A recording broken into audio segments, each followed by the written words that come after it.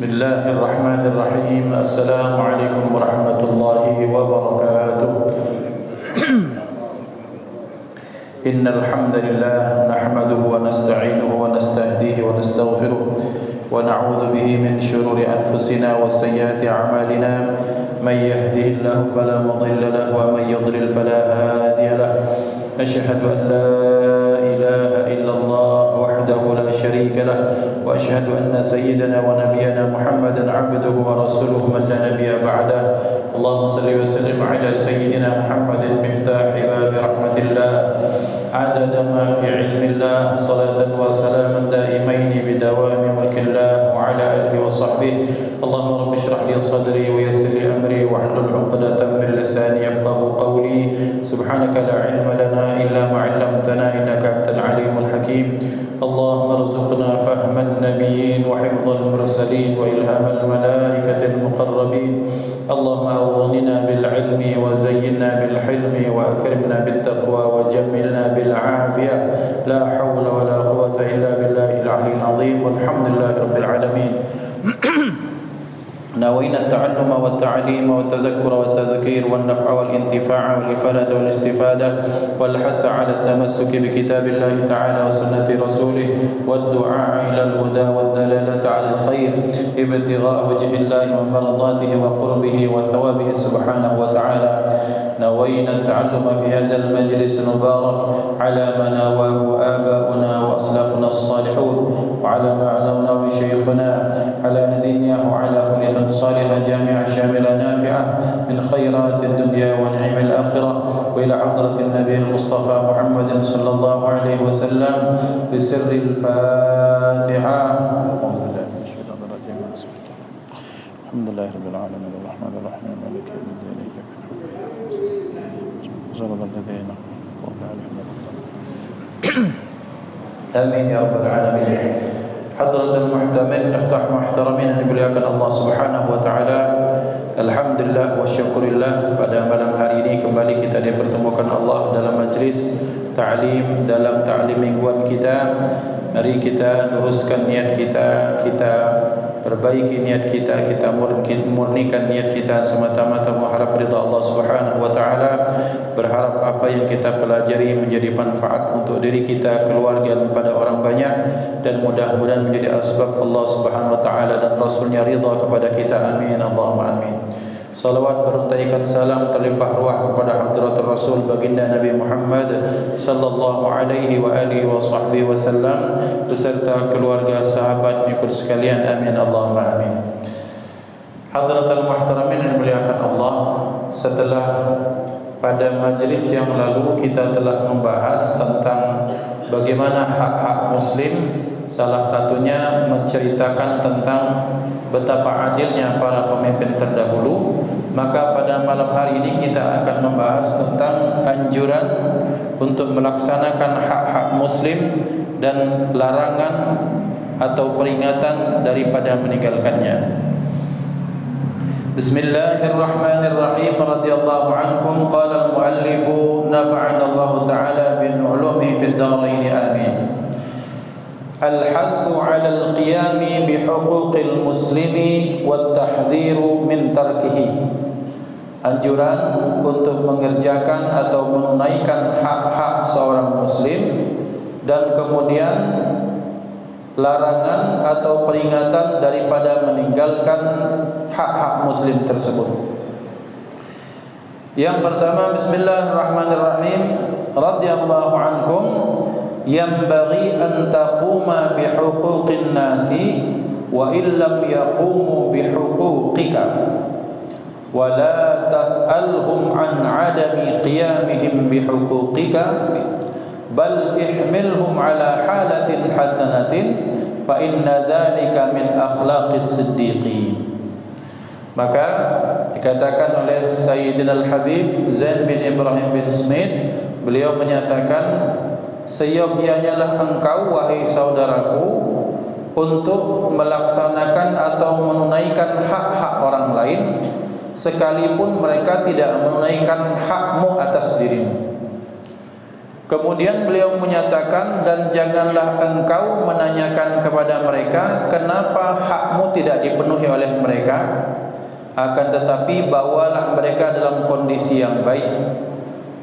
Maka sesungguhnya itulah merupakan bagian dari akhlak orang-orang yang siddiqin.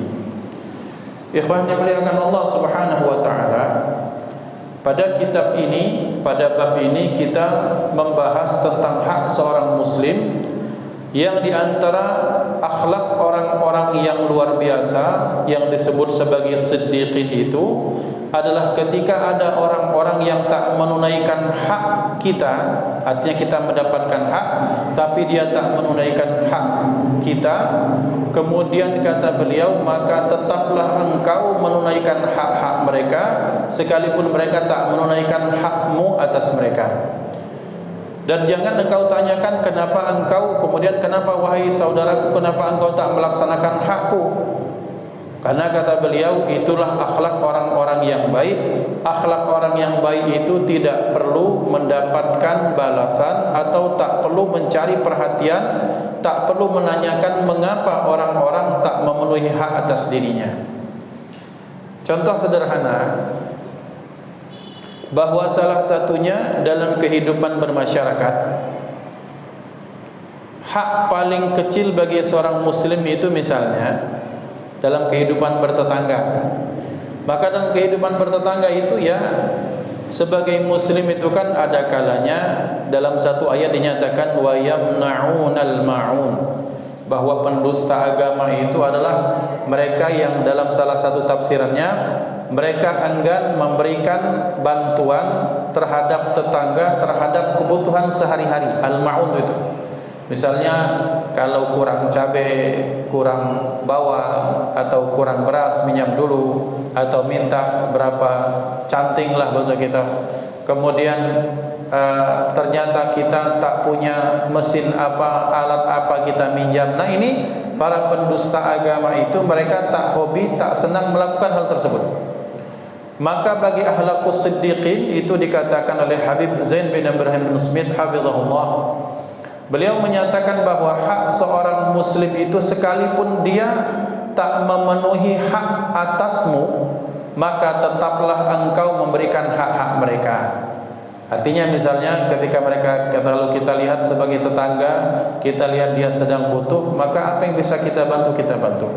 Sekalipun sikap mereka tak menyenangkan, sekalipun bahkan tak pernah bertutur sapa, sekalipun senantiasa yang kita tahu bahwa dia sering misalnya menjelek-jelekkan kita, maka akhlaqus siddiqin, akhlak orang-orang yang di sisi Allah sebagai orang-orang yang jujur adalah mereka tak peduli bagaimana reaksi orang, yang penting bagaimana reaksi dirinya pada orang tersebut.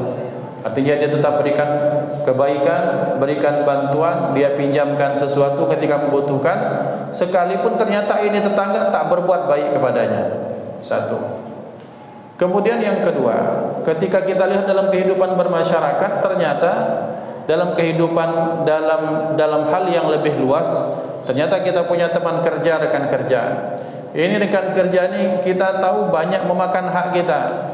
Misalnya kita kerjakan, kita yang mengerjakannya, tetapi kemudian dia maaf menjilat-jilat bos, kemudian akhirnya bos mengira bahwa itu adalah merupakan pekerjaan orang tersebut. Itu kan artinya orang memakan hak kita. Maka tetaplah, kata beliau, berbuat baiklah pada dirinya, karena itu merupakan akhlak orang-orang terpilih, akhlak yang disebut sebagai siddiqin. Jazakallah, syukran. Maka ikhwan dimuliakan Allah, karena orang-orang yang disebut para aulia, orang-orang terpilih siddiqin itu sudah tidak peduli lagi bagaimana sikap orang pada dirinya. Yang penting sebagai muslim dia menjalankan haknya, maka kemudian orang tersebut menjalankan dengan baik, tak peduli bagaimana sikap orang itu pada dirinya. Termasuklah menjalankan hak-hak seorang muslim itu sekalipun ternyata mereka adalah yang tak seperti yang kita harapkan.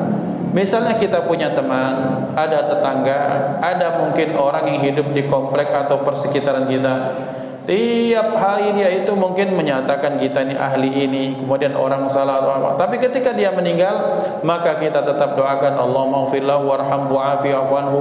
Kemudian kita tetap menyambung silaturahim pada keluarganya. Kemudian misalnya kita ikut bertakziah, kemudian kita ikut mengantarkan jenazahnya, kita ikut mendoakan. Maka sekalipun bagaimana sikap orang tersebut kepada kita, ketika kita memberikan haknya sebagai seorang muslim, maka berarti kita sudah mencontoh akhlaqus siddiqin, akhlak orang-orang yang disebut sebagai siddiqin. Siddiqin ini adalah orang-orang ahli surga, dan tentunya kita berharap kita termasuk digolongkan Allah sebagai ahli surga. Dan salah satu sifat ahli surga itu tidak ada dendam, tidak ada dendam. Wala taj'al fi qulubina ghillan lil ladzina amanu. Jangan engkau jadikan ya Allah dalam hati kami ini ada sangkalan, ada dendam, ada ganjalan di dalam hati. Hilangkan itu ya Allah. Maka itu orang-orang yang siddiqin. Kemudian yang kedua, radhiyallahu ankum annasu thalathatun. Manusia itu dibagi menjadi tiga.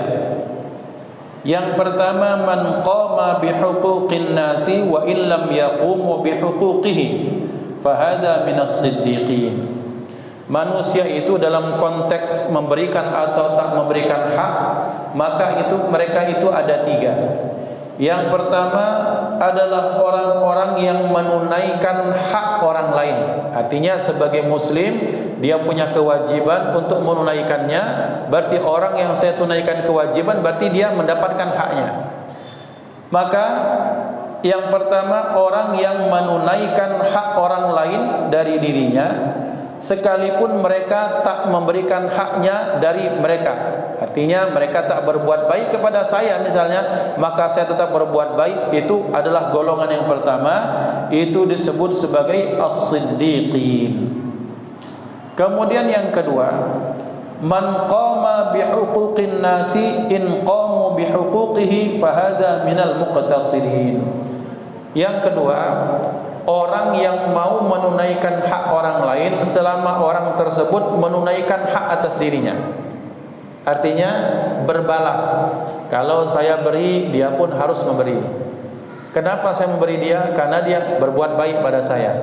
Kenapa kenapa engkau akrab sama dia? Dia akrab sama saya. Nah, itu adalah orang-orang yang sedang-sedang, orang yang pertengahan. Yang ketiga dikatakan man lam yakun bihuquqin nas fahadha minal zalimin wal iyad billah. Yang ketiga, orang yang tak memenuhi hak orang lain, dan ini disebut dalam golongan orang-orang yang zalim. Ikhwah dimuliakan Allah, as-siddiqin adalah orang yang tak peduli bagaimana reaksi dan sikap orang kepadanya. Yang penting dia berbuat baik pada orang lain, dia sudah menunaikan hak orang lain, maka yang penting dia sudah laksanakan, maka itu menjadi akhlak as-siddiqin. Dan akhlak ini adalah yang dicontohkan oleh baginda Nabi Muhammad sallallahu alaihi wasallam. Dalam riwayat kan kita banyak melihat, mendengar, diceritakan bahwa bagaimana beliau sallallahu alaihi wasallam dalam periode Makkah, beliau banyak digonjang-ganjingkan orang, kemudian beliau difitnah, beliau dilempari dengan kotoran, bahkan beliau diludahi. Tapi ketika orang pelaku keburukan ini ternyata sakit, ketika tidak ada orang yang besuk dan berkunjung, orang yang bertambah berkunjung adalah baginda Nabi Muhammad sallallahu alaihi wasallam. Mengunjungi orang sakit, apalagi tetangga, itu merupakan kewajiban kita. Kewajiban kita berarti dia yang mempunyai hak untuk dikunjungi. Maka orang sakit itu punya hak untuk dikunjungi, untuk dibesuk, untuk didoakan, untuk diberikan semangat, diberikan motivasi. Berarti ketika mereka punya hak untuk dikunjungi, siapa yang berkewajiban? Kita yang berkewajiban untuk mengunjunginya. Itu satu. Maka bagaimana sikap orang-orang kepada baginda Nabi Muhammad sallallahu alaihi wasallam?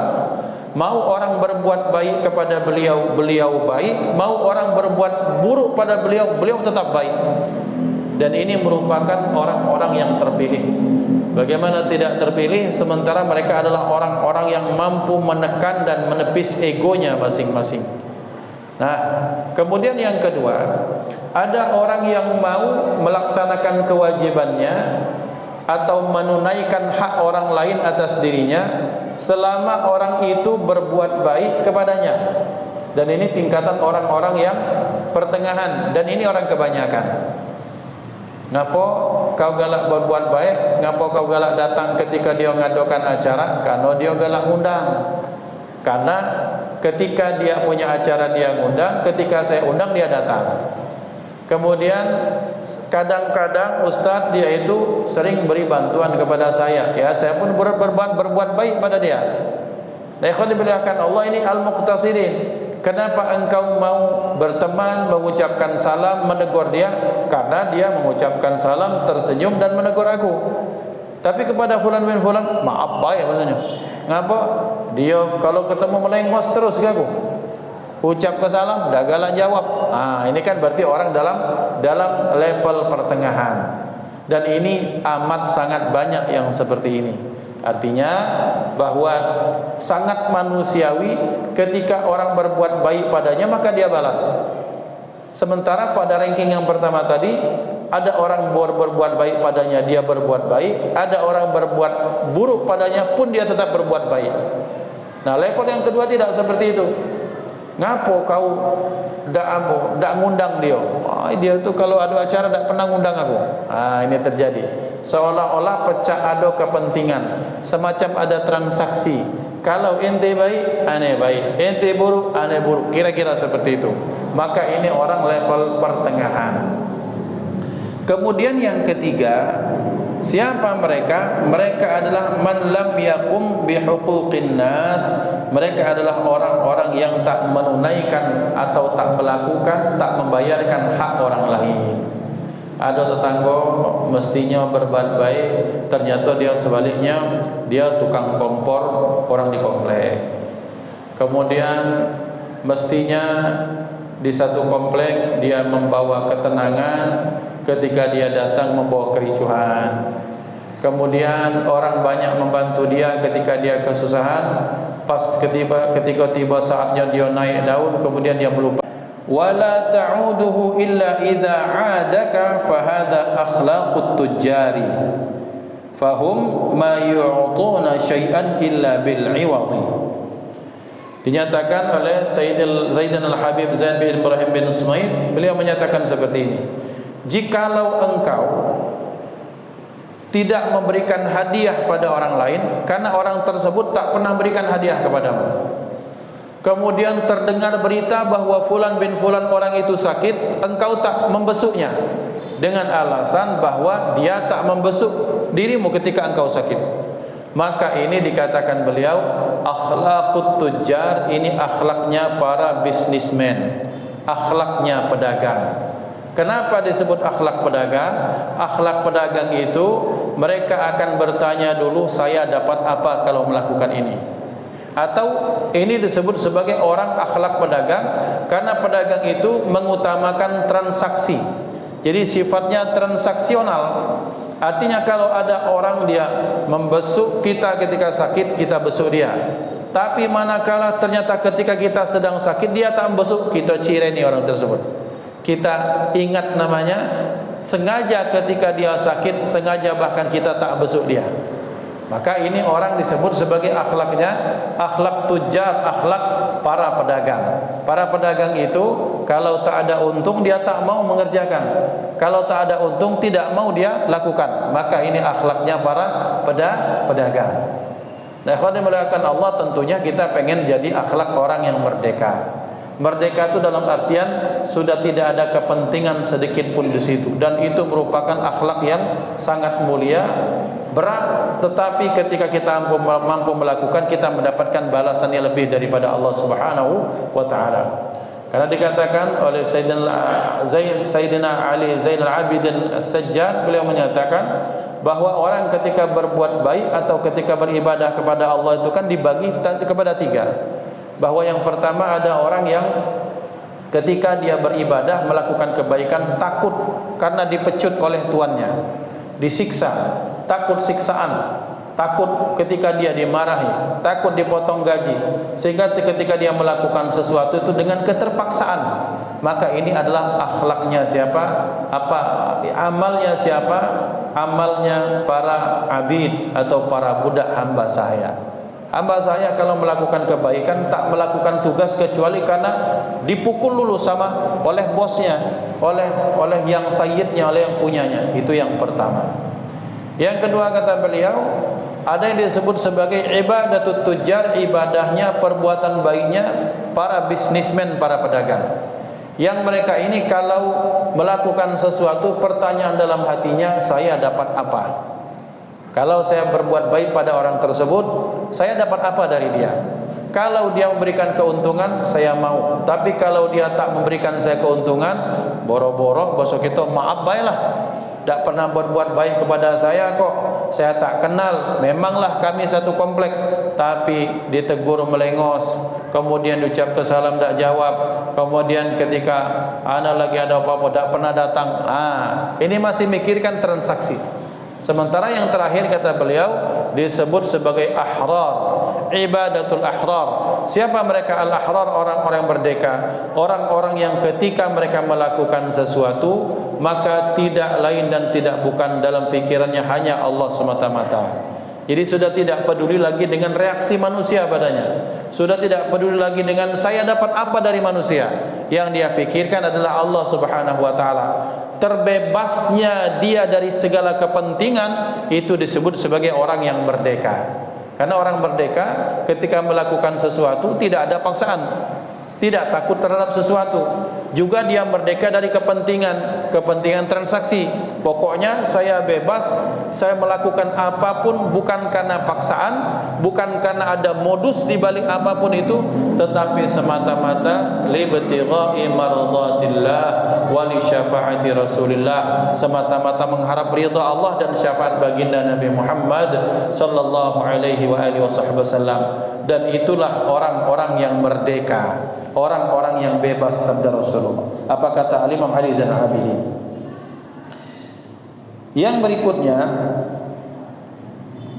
al-ihsanu ila man asaa ilaihi afdalu li'annahu yadullu ala kamali imanihi wa ikhlasihi wa quwwati yaqinihi wa qahri nafsihi. Ihsan atau berbuat baik kepada orang yang berlaku jahat kepadanya, maka ini adalah perbuatan yang afdal atau yang paling atau lebih utama. Mengapa? Karena orang kalau sudah bisa melakukan kebaikan terhadap orang yang berbuat jahat padanya, berbuat keburukan padanya, itu menunjukkan beberapa hal. Yang pertama, yadullu ala kamali imanihi, itu menunjukkan atas kesempurnaan iman orang tersebut. Ada orang nih, misalnya orang tersebut memfitnah saya misalnya, kemudian menghibah saya, berkata yang tidak-tidak, berbuat jahat ya kepada saya. Kemudian saya ternyata tetap menegur dengan baik-baik. Kemudian ketika dia punya acara kita datang, kemudian kita berikan bantuan ketika dia sedang kesusahan, maka ini afdal. Mengapa? Karena orang ini adalah orang yang menunjukkan imannya sempurna. Mengapa imannya sempurna? Karena perlakuannya terhadap saudara yang berbuat baik pada diri, berbuat buruk pada dirinya sudah tak dia pedulikan. Yang dia pedulikan bahwa kelak kalau aku melakukan kebaikan, nanti kebaikan ini akan menjadi kebaikan di akhirat. Iman. Kalau aku melakukan kebaikan ini, Allah yang menilai. Iman. Kalau aku ternyata berbuat keburukan sesuai dengan yang dia lakukan padaku, malu sama Allah, malu sebagian daripada iman. Maka berarti orang-orang yang berlaku kebaikan terhadap orang yang berbuat buruk padanya, pertama menunjukkan sempurnanya iman. Maka orang yang beriman itu contoh dalam hadis yang sering sekali kita dengar. barang siapa yang beriman kepada Allah dan hari akhir, hendaklah dia ngomong yang baik-baik, kalau tak bisa dia diam saja. Dalam hadis ini, terfikirkankah kita atau tidak bahwa hadis ini berlaku terhadap kita ketika ada orang yang terus membasuh kita ni, ngejek, hina, kemudian membuli kita, menjelekkan kita, kemudian ketika kita pengen membalas dengan hal yang serupa, maka kita ingat kepada Allah, malu sama Allah. Nanti kalau ucapanku yang buruk, nanti kelak di akhirat akan dimintai tanggung jawab. Itu menunjukkan berfikir terhadap hari akhir, menunjukkan iman seseorang. Itu makna yang pertama. Yang kedua, yadullu ala ikhlasihi, bahwa orang yang berbuat baik terhadap orang yang berbuat buruk padanya, itu menunjukkan orang yang ikhlas. Kenapa? Karena ikhlas itu dikatakan dalam pendapat salah satu sebagian ulama, istiwaul madhi wal dhammi, bahwa disebut dengan ikhlas itu adalah antara pujian dengan hinaan itu bagi dia sama. Kadang-kadang kita ini kan akan kalau melihat orang yang muji kita, kita senang. Tapi kalau ada orang, oh Ustaz antum ni, oh langsung gitu, awas kau, itu kan dendam. Tapi tak berlaku bagi orang ikhlas. Orang yang ikhlas itu mau dipuji, mau dihina, bagi dia sama. Sudah tak ada pikiran terhadap pujian maupun hinaan. Berarti ketika ada orang yang mampu berbuat baik terhadap orang yang berbuat buruk padanya, berarti orang ini sudah tak mikir lagi tentang orang dan perbuatannya, tapi yang dia fikirkan adalah Allah, dan itu adalah wujud keikhlasan seseorang.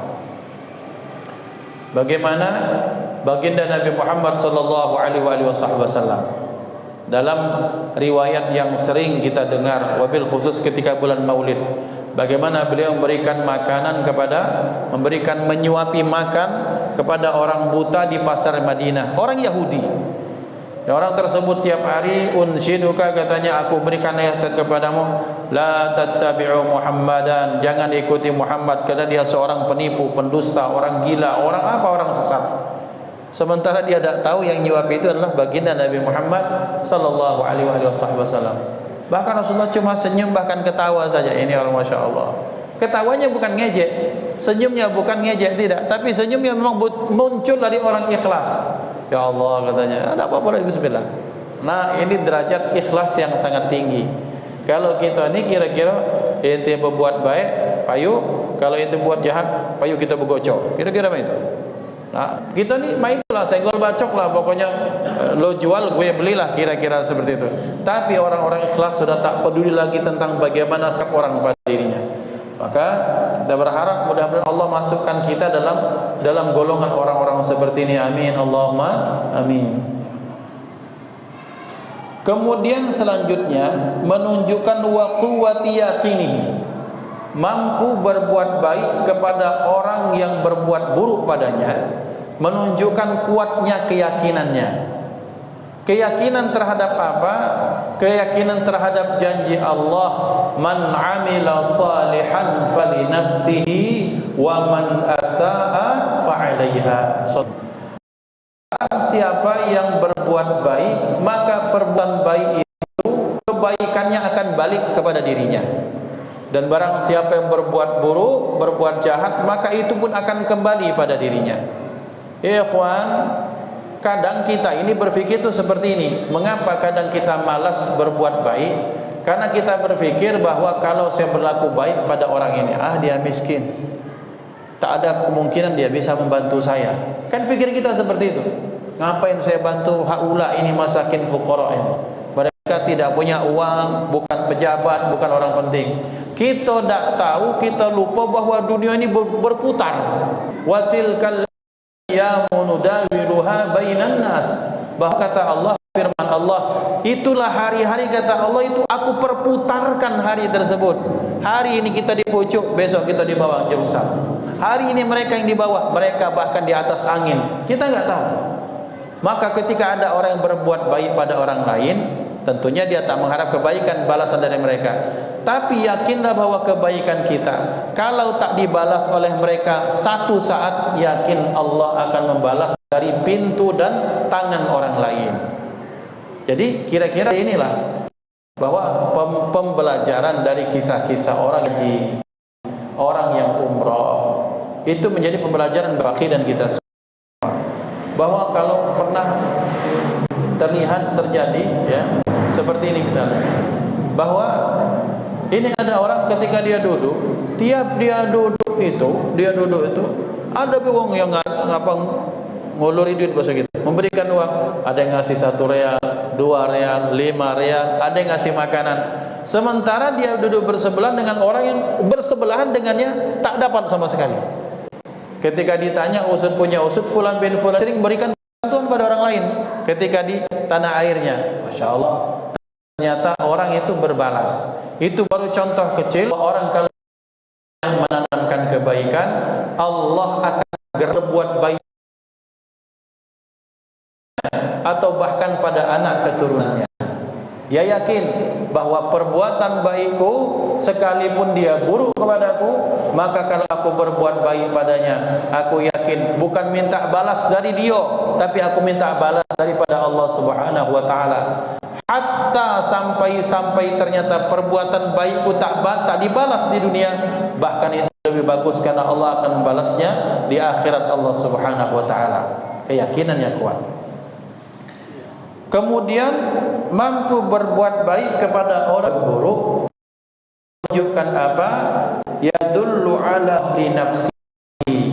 Orang ini mampu menundukkan ego, dan ini paling berat. Sebagaimana kita tahu ya ikhwan, musuh yang paling berat itu bukan misalnya begal-begal di luar, kalau ada begal misalnya, bukan para penjahat, bukan orang-orang di luar. Yang paling berat itu menundukkan ego akunya kita masing-masing. Aku yang merasa hebat, aku yang merasa saleh, aku yang merasa tertindas, aku yang merasa sudah banyak melakukan kebaikan. Pokoknya aku. Maka misalnya ini pembelajaran untuk al-faqir, dan terkenang nian kita dengan perut 3 bulan lagi bokat uang nolongnya aku sama sekali, dia ada duit tapi aku tak main itu Ustaz. Alhamdulillah ketika dia butuh, alhamdulillah dia datang, aku pinjamkan, bahkan aku berikan kepadanya. Ngapo? Aku malu sama diriku dewe. Oh, malu itu berarti dia mampu menundukkan ego dan dirinya, maka itu orang yang hebat. Ya khana dimuliakan Allah. Menundukkan ego itu salah satunya dengan melakukan sesuatu yang mungkin kita benci untuk melakukannya. Menundukkan ego dengan cara kita melakukan satu kebaikan, yang kebaikan tersebut kita malu, tidak mau melakukannya. Contoh tadi, kita ingat betul wajah orang itu, Ustaz, tolong kami saro dulu Ustaz, ampun, Allah berdepak minal bala Ustaz. Tapi pas dia datang, Ustaz, ya Allah, ana malu dewe Ustaz, malu pada diri sendiri. Berarti kalau aku melakukan yang sama, aku sama dengan dia. Jadi aku berikan itu bantuan, aku tolongi dia. Ngapo? Ya mudah-mudahan aku bisa dapat kebaikan dari ini. Ego yang pertama dia ingat mungkin semacam menundukkan egonya, balasannya surganya Allah Subhanahu wa taala. Allah, jangan marah. Fazada dzalika miran, minta ulang lagi wasiati aku Rasulullah. Kata Rasulullah, la taghdab, jangan marah. La akan puncak dari ego seseorang. Dan ketika dia mampu, ketika marah dia tak marah, maka dia mampu menundukkan egonya. Ketika ada orang yang mampu mentua dalam lingkungan orang-orang Islam, daripada anak-anak kepada yang lebih tua, dia tak hormat. Tak hormat di sini dalam artian tak memenuhi hak-haknya orang tua.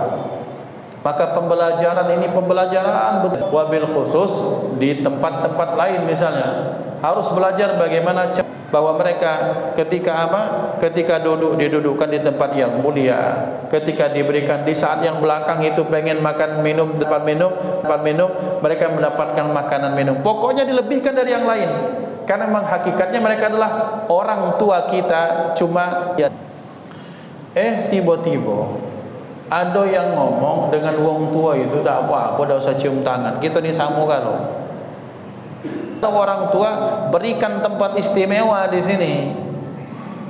Makannya didahulukan. Kemudian ketika dia makan, perhatikan rata-rata kalau lah tua kira-kira giginya tu banyak yang sudah pamit galau dari mulut, lembut ke lauknya. Sampai seperti itu akhlak Rasulullah sallallahu alaihi wasallam kepada guru kita, habaib kita, para kiai kita, para ulama kita, dan mudah-mudahan itu bisa dicontoh, ditempatkan di tempat yang selayaknya. Ya, sekarang ini kan ya yang kita malu sendiri kadang ya seperti itu datang dibandingkan kita. Maka ya ikhwan dimuliakan Allah, karena kenapa? Karena mereka punya hak dari kita. Dan orang yang memberikan hak menunaikan, Ustaz, mana dalilnya? Ada. Beliau sallallahu alaihi wasallam menyatakan, birru abaakum tabirrukum abnaukum. Bernakmu akan bakti kepadamu. Ada hukum sebab akibat. Ada hukum. Jikalau yang kita tanam itu baik, kakek baik untuk kita, yang kita petik, kita panen, pelihara dan kita wariskan. Amin Allahumma amin. Yang berikutnya, siapa orang yang tak bertegur sapa dengan seles, misalnya perselisihan pendapat, entah itu dulur, entah itu tetangga dengan tetangga, dinyatakan sama baik, kita membunuh orang tersebut. Apa makna? Mestinya ketika kita jumpa kita mengucapkan salam. Ketika kita adanya seperti tiadanya, ya sama baik dengan mati hakikatnya. Maka berarti potensi kebaikan yang tak dia lakukan kepada orang tersebut. Kemudian yang berikutnya, fa in zada 'alaiha fa haramun, dan kalau lebih dari 3 hari tak bertegur sapa, fa haram, maksudnya tidak dihalalkan bagi seorang muslim meninggalkan atau tak bertegur sapa dengan, kalau berkawan dengan dia, maka kemudian kita termelok dengan perbuatan dia. Atau ini orang tukang cekek botol maksudnya, maka ditakutkan kalau baik-baik bertegur sapa kaget termelok dengan gawe dia, maka boleh kita kemudian tak terlalu baik, paling say hello lah bahasa orang sekarang. Atau boleh dengan alasan orang ini pelaku bid'ah. Pelaku bid'ah ini banyak disalahartikan. Ada konsep al-hajru katanya. Ada konsep, ada sebagian orang menyatakan bahwa kita boleh tak baik pada orang tersebut, kita boleh cemberut dengan alasan dia pelaku bid'ah. Okey, kita terima. Karena baginda Nabi Muhammad sallallahu alaihi wasallam, beliau pernah tak menegur 3 orang sahabat beliau, Hilal bin Umayyah, Ka'ab bin Malik, Murarah ibn Rabi'. Apa alasannya? Punya badan sehat, punya kekuatan, tapi tak ikut perang bersama Rasulullah. Tidak uzur syar'i. Ketika pulang dari perang, perintah dari Allah, ini 3 orang, maka dicekallah mereka, diberikan sanksi sanksi sosial. Jadi dia hidup tak ditegur, dia salam tak dijawab, dia solat bersama kita, tapi setelah itu manggil Rasulullah, Rasul melengos sampai 1 bulan namanya. Ini sampai menangis tiap malam, tak lemak makan, tak lemak tidur. 3 orang. Nabi melakukan ini. Kenapa? Karena mereka melakukan kesalahan besar. Tapi kan sekarang ini ada yang mengatasnamakan gara-gara yang sikok tahlilan maco yasin dianggap bid'ah, dia cemberut yang ini pada ini. Nah, ini salah konsep. Jadi pahami dulu makna bid'ah dan konteks bid'ah dalam sejarah Islam. Yang disebut pelaku bid'ah tak terjadi dalam ilmu fikih, tak terjadi. Bid'ah tak terjadi pada syariat, tak terjadi. Yang terjadi bid'ah itu apa? Pada masalah akidah. Maka orang-orang yang berpaham mujassimah, Allah punya tangan, Allah punya tangan, Allah punya kumis, Allah punya jenggot, Allah duduk. Nah, itu mujassimah, bid'ah itu. Kemudian apa lagi? Ada orang yang menyatakan tentang apa? Tentang konsep misalnya tentang faham Mu'tazilah. Mu'tazilah itu mengedepankan akal dibandingkan Quran, itu bid'ah. Jadi sejarah bid'ah itu tak terjadi bid'ah itu kecuali pada masalah akidah. Lah sekarang ini pada masalah fikih, fikihnya masalah sunnah lagi khilafnya. antara kunut tak kunut, langsung tak bertegur sapa. Ini kan salah konsep, tak paham. Maka harus diberikan paham yang seperti ini, bahwa selama dia muslim, selama ahli kiblat, tidak ada bid'ah pada bidang syariat, yang ada pada masalah akidah.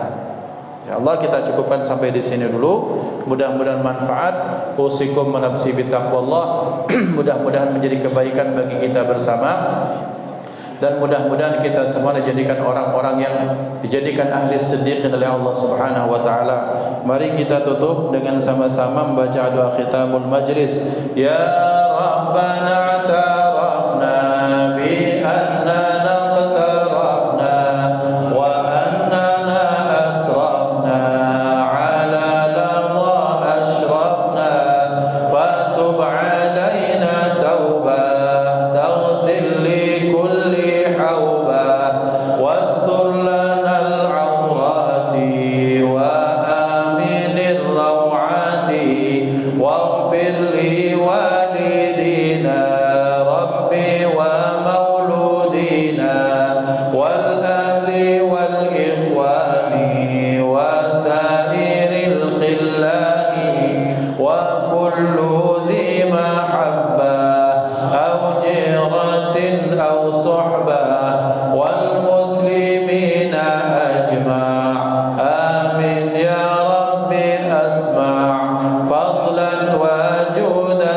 منا لا باكتساب منا بالمصطفى الرسول نحظى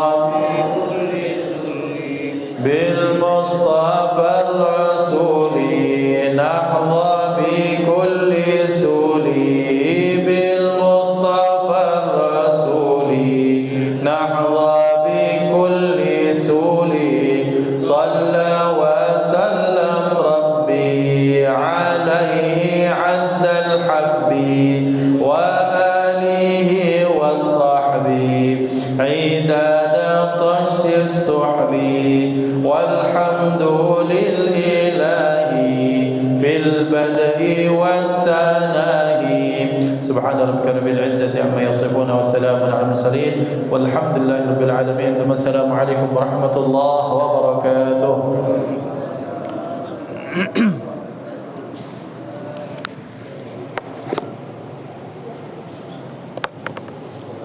Wa